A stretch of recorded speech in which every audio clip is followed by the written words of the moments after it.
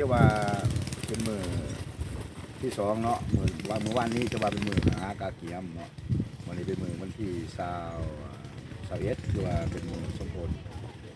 ท้าวเวสสุวรรณมหาราชนี้ที่ว่าอะไร31แล้วเนาะอยู่วัดพระบาทลานสูงเฮานี้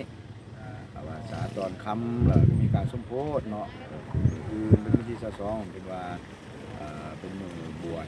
เป็นมือพจน์วาสาพจน์พระอาจารย์แก้วหันวาสาเพราะว่า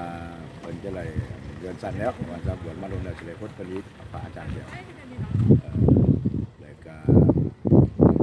แม่นใส่บาตรญาติโยมแล้วคือว่าสมเด็จเสด็จชิดวาสาแต่ว่าตอนค่ำของมื้อนี้นี่จะว่าสิได้เป็นสมโภชแล้วก็เฉลิมฉลองท้าวเวสสุวรรณมหาราชนี้ทั้งสององค์นี้วาสา